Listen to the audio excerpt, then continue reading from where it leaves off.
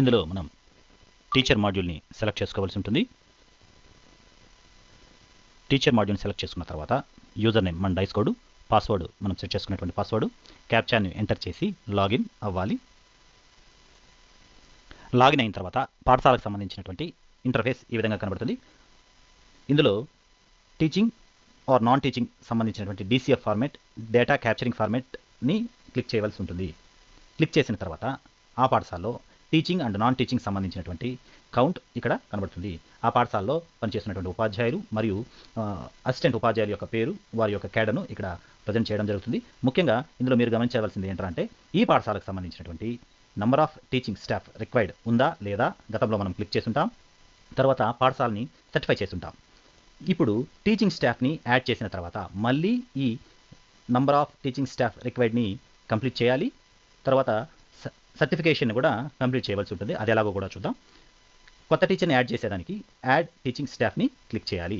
Click చేసిన తర్వాత మొదట జనరల్ ప్రొఫైల్ ఈ విధంగా కనబడుతుంది. 3 ట్యాబులతో ప్రతి టీచర్ యొక్క డేటాని ఇక్కడ ఇవ్వాల్సి ఉంటుంది. మొదట ఆ టీచర్ యొక్క పూర్తి పేరు యాజ్ పర్ 10th క్లాస్ సంబంధించి ఫుల్ క్యాపిటల్ లెటర్స్లో ఇక్కడ ఇవ్వాల్సి ఉంటుంది. తర్వాత gender, date of birth, staff code of state or union టెరిటరీకి సంబంధించి దీన్ని ఎంటీగా వదలాలి. కారణం యూడైస్ వారు మాత్రమే దీన్ని మనకు కేటాయిస్తారు. తర్వాత వారి యొక్క social category, highest academic qualification select చేసుకున్న తర్వాత మాత్రమే ట్రేడ్ కానీ డిగ్రీ కానీ ఇక్కడ ఓపెన్ అవుతాయి. ఆ డిగ్రీలో మీరు ఏ ట్రేడ్ అయితే చేస్తున్నారో దాన్ని క్లిక్ చేయవలసి ఉంటుంది. ప్రొఫెషనల్ క్వాలిఫికేషన్ మీరు ఏదైతే చేస్తున్నారో దాన్ని ఇక్కడ క్లిక్ చేయవలసి ఉంటుంది. డిఎడ్ అయితే డిప్లొమా ఇన్ ఎడ్యుకేషన్ అయితే 10, బిఎడ్కి సంబంధించి 3, ఎంఎడ్కి సంబంధించి 4ని సెలెక్ట్ చేసుకోవాల్సి ఉంటుంది. తర్వాత మీ mobile number, email, Aadhaar number as per ఆధార్లో ఎలాగైతే మీ పేరు ఉందో ఆ విధంగా ఇక్కడ టైప్ చేయవలసి ఉంటుంది. ఎందుకంటే ఇది వెరిఫికేషన్కి సంబంధించినటువంటి డేటాని వెరిఫై చేస్తుంది కనుక ఖచ్చితంగా ఈ రెండింటిని యాజ్ పర్ ఆధార్ ప్రకారమే ఇవ్వాల్సి ఉంటుంది. తర్వాత మీరు మ్యాథమెటిక్స్ సబ్జెక్ట్స్లో మ్యాథమెటిక్స్, సైన్స్, ఇంగ్లీష్, సోషల్ మరియు లాంగ్వేజెస్ ఎంతవరకు చదివి ఉన్నారో ఇక్కడ స్పెసిఫై చేయాలి. మ్యాథమెటిక్స్ అంటే ఉద్యోగంలో చేరే నాటికి మీకు గ్రాడ్యుయేషన్ వరకు మ్యాథ్స్ ఉంటే గ్రాడ్యుయేషన్కి, హయ్యర్ సెకండరీ ఇంటర్మీడియట్ వరకు ఉంటే హయ్యర్ సెకండరీ, 10th క్లాస్ వరకు ఉంటే సెకండరీ, మరియు దానికంటే తక్కువ ఉంటే బిలో సెకండరీ ఇక్కడ క్లిక్ చేయాలి. ఒకవేళ క్వాలిఫికేషన్ పెరుగుతూ ఉంటే కూడా మనం దీన్ని అప్డేట్ చేసుకునేటువంటి సదుపాయం కల్పించి ఉన్నారు.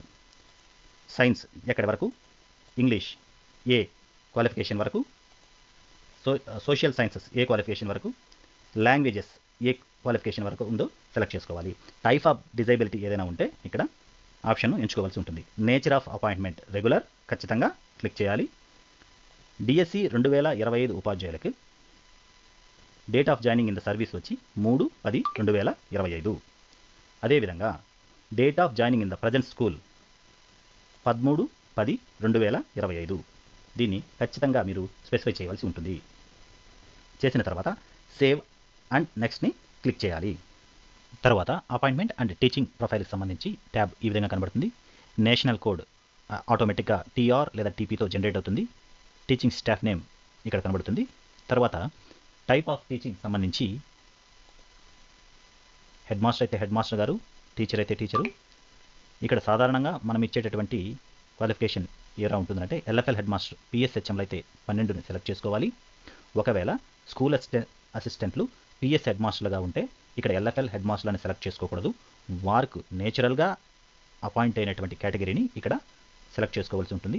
ఎస్జిటీలు అయితే 28, తెలుగు ఎస్జిటీలు అయితే సెకండ్ గ్రేడ్ టీచర్ టీజీటీ, అదేవిధంగా ఉర్దూకు సంబంధించిన ఎస్జిటి 58, తమిళకి సంబంధించినటువంటి ఎస్జిటి 59ని సెలెక్ట్ చేసుకోవాల్సి ఉంటుంది.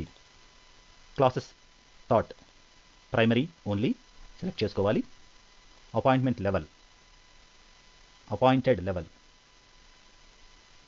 1 కానీ 4 కానీ సెలెక్ట్ చేసుకోవాల్సి ఉంటుంది. 1 ఎస్జిటీలకు, 4 ఎల్ఎఫ్ఎల్ హెడ్ మాస్టర్లకు, పిఎస్హెచ్ఎంలకు లేదా స్కూల్ అసిస్టెంట్ పిఎస్హెచ్ఎంలకు వచ్చిన వాళ్ళు 4ని సెలెక్ట్ చేసుకోవాలి. అపాయింటెడ్ సబ్జెక్ట్స్ ప్రైమరీ సెక్షన్లో ఆల్ సబ్జెక్ట్స్ నెంబర్ 1 సెలెక్ట్ చేసుకోవాల్సి ఉంటుంది. Main subjects thought all subjects, main subjects thought 2 కూడా ఆల్ సబ్జెక్టు, లేదా మీకు డిఎడ్ వారైతే బిఎడ్ కోసం ఏదైతే మెథడాలజీ చేయాలో ఆ మెథడాలజీని సెలెక్ట్ చేసుకోవచ్చు. స్కూల్ అసిస్టెంట్లు వారి యొక్క మెథడాలజీని టీచింగ్ సబ్జెక్ట్ని ఇక్కడ సెలెక్ట్ చేసుకునేటటువంటి సదుపాయం ఉంది. తర్వాత whether the teacher is on deputation in the school from the other school, ఖచ్చితంగా ఇక్కడ నో సెలెక్ట్ చేసుకోవాల్సి ఉంటుంది. Whether the teacher is teaching at other school as guest contractual deputation, ఇక్కడ కూడా ఖచ్చితంగా నోని సెలెక్ట్ చేసుకుని అప్డేట్ చేయవలసి ఉంటుంది.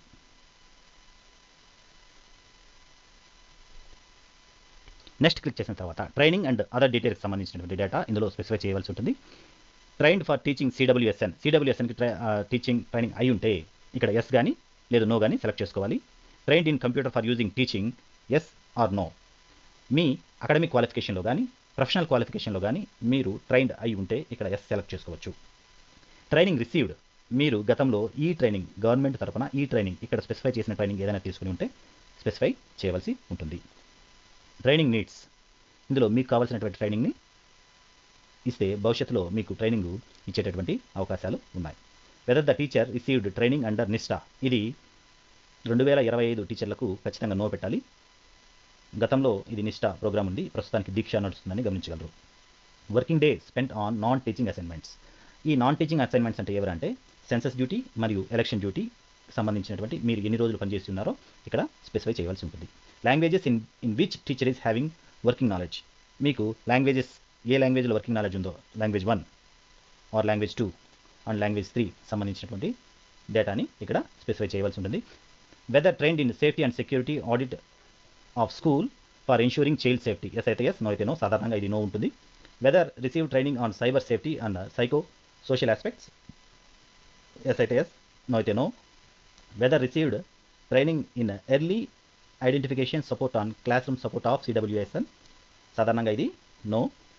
Weather teacher is CTET or STET qualified, yes అయితే దానికి సంబంధించినటువంటి ఇయర్ని ఇక్కడ మెన్షన్ చేయాలి, నో అయితే అవసరం లేదు.